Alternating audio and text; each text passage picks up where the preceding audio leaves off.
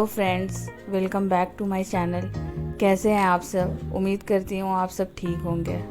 तो आज की सुबह हुई सूजी का चीला बनाते हुए मैं और मेरी बहन मिलके बना रहे थे, क्योंकि मम्मी की तबीयत ठीक नहीं है। तो आज के व्लॉग में मैं बात करने वाली हूँ कि मैंने ऐसी क्या गलतियाँ की जिसकी वजह से मेरे 3 अटैम्प्ट चले गए और मेरा प्रीलिम्स ही नहीं निकला। तो बात करें मेरे पहले अटैम्प्ट की। पहले अटैम्प्ट के लिए मैंने ऐसा नहीं था कि इसी साल तैयारी किया और अगले साल ही मेरा को फर्स्ट अटैम्प्ट देना है, ऐसा नहीं था। मैंने 2 साल पहले सोचा कि 2 साल बाद ही दूंगी, 2023 में दूंगी अपना फर्स्ट अटैम्प्ट। कोविड के दौरान ही सोचा था कि 2023 में ही दूंगी। पता नहीं क्यों ऐसा सोचा मैंने।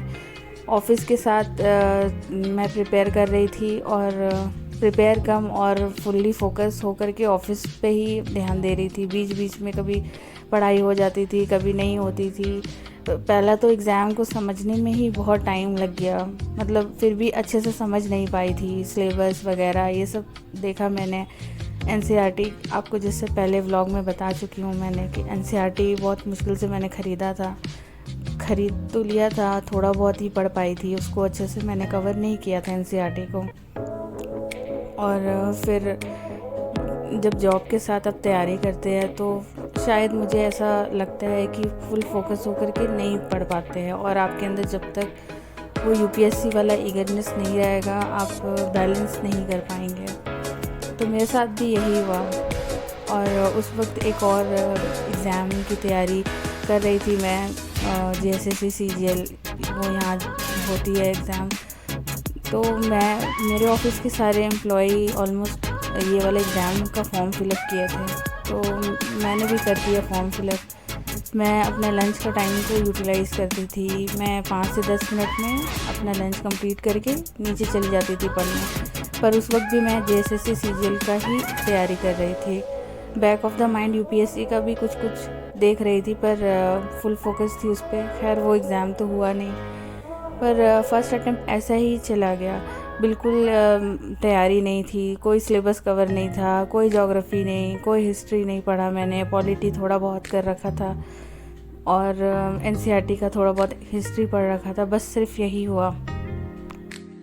तो अगर मैं समराइज़ करूं अपने फर्स्ट अटैम्प्ट की मिस्टेक, तो ये था कि मैंने प्रॉपर तैयारी नहीं की थी, बस ऐसे ही जाके एग्ज़ाम देने बैठ गई, जो कि बहुत बड़ा गलती था। अगर आप पीवाईक्यू ही कर लिया करें, अगर देखना है कि यूपीएससी किस लेवल का सवाल पूछता है, तो उसके लिए अपना अटैम्प्ट ज़ाया ना करें। तो ये मेरा फर्स्ट अटैम्प्ट का गलती था। बिना प्रिपेयर, अंडर प्रिपेयर होकर के मैं ऑफिस के साथ ही उस वक्त तैयारी कर रही थी और मैंने दे दिया एग्ज़ाम। और फिर सेकेंड अटैम्प्ट की तैयारी आती है। सेकेंड अटैम्प्ट की तैयारी में भी ये था कि मैं लास्ट के 2-3 महीना ही एक्टिव होकर मैंने तैयारी की थी, और वो 2-3 महीने से तो यूपीएससी प्रीलिम्स निकलता नहीं है। आप या तो बेसिक ही कवर कर लें या पीवाईक्यू। और सबसे बड़ा जो मेरा मिस्टेक था वो पीवाईक्यू नहीं करना। प्रीलिम्स का मैंने पीवाईक्यू नहीं किया था सही से। जो टॉपर्स बोलते हैं ना कि प्रीलिम्स हो या मेंस हो, पीवाईक्यू बहुत इम्पॉर्टेंट है, आप पीवाईक्यू करें, और मैंने उसको ही इग्नोर किया था, जिसका मैंने भुगतान किया सेकेंड अटैम्प्ट में। पढ़ाई थोड़ा तो 3 महीना अच्छे से मैंने पढ़ाई किया था प्रीलिम्स के लिए, पर मैंने कोई पीवाईक्यू नहीं किया था, और पढ़ाई भी बहुत ही ज़्यादा अंडररेटेड था। तो मैं ये कहना चाहूँगी, मेरे सेकेंड अटैम्प्ट का मिस्टेक ये था कि फिर मैंने वही गलती की। मैंने अगर सोचा था अगर यूपीएससी करना है तो मुझे फुल फोकस होकर तैयारी करना चाहिए था, फुल 1 ईयर अच्छे से तैयारी करना चाहिए था प्रिपेयर। और मैं ऐसा हो गई कि मैं प्रिपेयर कर भी रही हूँ, नहीं भी कर रही हूँ, और ये बीच टाइप का मेरे साथ मामला हो रहा था। तो इस चीज़ पे आप ध्यान दें। अगर आपने सोचा है कि आपको यूपीएससी करना है तो फिर आप यूपीएससी ही करें, और उस पर पूरा तवज्जो दें अपना, कि क्या सिलेबस है, क्या पीवाईक्यू है, कैसे करना होता है, और रेगुलर कंसिस्टेंट होकर पढ़ाई करें।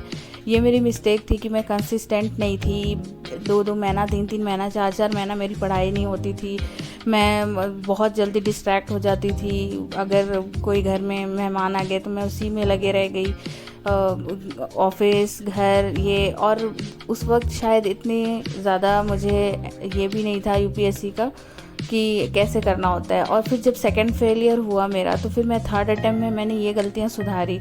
मैंने सबसे पहले एग्ज़ाम को समझने की कोशिश की। इसके लिए मैंने हेल्प लिया, प्रीलिम्स के लिए मैंने एक कोर्स लिया था, वहाँ से मुझे समझ आया कि कैसे तैयारी करनी होती है। सिर्फ नॉलेज नहीं होता है, आपका एप्टीट्यूड भी डेवलप होना ज़रूरी है। किस तरीके से PYQ को देखा जाए, किस तरीके से रिवर्स एनालिसिस किया जाता है, किस तरीके से पढ़ाई किया जाता है, कैसे मेंटरशिप आपको हेल्प करता है, तो ये भी बहुत इम्पोर्टेंट रोल प्ले करता है। और शुरू से मुझे था नहीं मैं तो सेल्फ स्टडी से कर लूँगी, अपना तो निकल ही जाएगा, ऐसा हो जाएगा, जैसे सबको इसमें लगता है। पर ये सारा कुछ टाइम का रहता है, उसके बाद फिर आपको खुद ही समझ में आ जाता है कि ज़्यादा हवा में उड़ने की ज़रूरत नहीं है, सब लोग इसी से गए हैं और ऐसा इतना इजी नहीं होता है। तो एग्ज़ाम ओरिएंटेड रहिए। अगर आपने सोच लिया है कि आपको तैयारी करना है तो फिर आप करिए तैयारी, फिर आप डिस्ट्रैक्ट मत होइए। फिर चाहे कैसा भी घर में सिचुएशन हो, कुछ भी हो, आपको पढ़ना है मतलब पढ़ना है। और मैंने अपने 3rd अटेम्प्ट में यही किया, अगर मुझे पढ़ना है तो पढ़ना है, चाहे फिर कुछ भी हो जाए, मैं अपने पढ़ाई को मिस नहीं करती थी। और प्रीलिम्स के समय में बहुत ज़्यादा फोकस है कि मैंने तैयारी किया और बहुत ही मार्जिन तो नहीं बोलूँगी, उससे ज़्यादा ही, लेकिन पहले जहाँ 22 मार्क्स आ रहे थे, पर अभी 60 क्रॉस है, 60 क्रॉस है CSET में, और JS में भी नंबर स्कोर इम्प्रूव हुआ है। तो मुझे ये दिखा है डिफरेंस प्रीलिम्स के PYQ करने से। और ये सारा इम्प्रूवमेंट हुआ एग्ज़ाम ओरिएंटेशन पढ़ाई करने से और कंसिस्टेंसी से। अगर आप मुझसे 3 चीज़ लेना चाहेंगे तो ये, पहला PYQ पे फोकस कीजिए, कंसिस्टेंसी ब्रेक मत होने दीजिए, तीसरा हार्ड वर्क कीजिए पर स्मार्ट। ख्वाबों की नवाज़िशें हैं, चाहतों की बारिशें हैं, डूब चले हैं जिसमें मैं भी और तुम भी हल्के